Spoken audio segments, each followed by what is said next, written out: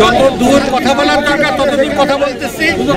এখানে যাতে একটা গেটের ব্যবস্থা করে, একটা গেটম্যান থাকে সার্বক্ষণিক, তার জন্য যে যে জায়গায় কথা বলা লাগে সেই জায়গায় কথা বলতেছে।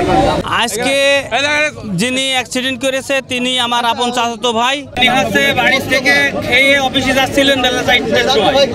এই সময় উনি দুইটা ট্রেন পাশাপাশি আসার কারণে উনি হচ্ছে বুঝতে পারেনি, তারপরে ওই একটা ট্রেনে উনি হচ্ছে অ্যাক্সিডেন্ট করে।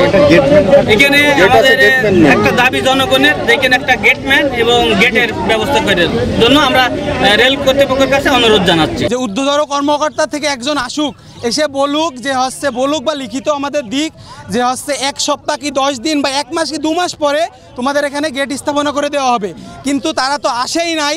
তারপরে একজনের মাধ্যমে মোস্তফানাকে তার কাছে কল দেওয়া হয়েছে, কল দিয়ে কথা বলা হচ্ছে আপনি আসেন এখানে, এসে এদের সাথে কথা বলেন বা এদের একটা লিখিত দেন যে এই দিন গেটটা করে দেওয়া হবে।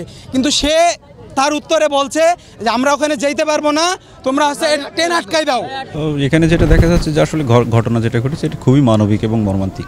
একটা ছেলে এখানে মারা গিয়েছে, আমাদের জীবন, এবং আমরা সরেজমিন যেটা এসে দেখেছি এখানে কোনো গেটও নাই, গেটম্যানও নাই। জায়গাটা খুবই অরক্ষিত, এবং অরক্ষিত জনগণের যেটা দাবি সেটাকে আপনি অযৌক্তিকও বলতে পারবেন না। তারা এখানে তাদের নিরাপত্তার জন্য একটা গেট চায় এবং গেটম্যান চায়।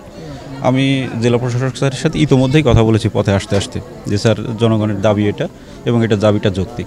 স্যার বলছেন যে আমি রেলের সাথে কথা বলছি। আমি বলছি স্যার আমি কথা দিয়েছি যে আমি একটা গেট এখানে স্যার করে দিব। স্যার বলেছেন তুমি কথা দিয়েছো, গেটম্যানের জন্য কি করা যায় সেটা আমি দেখছি।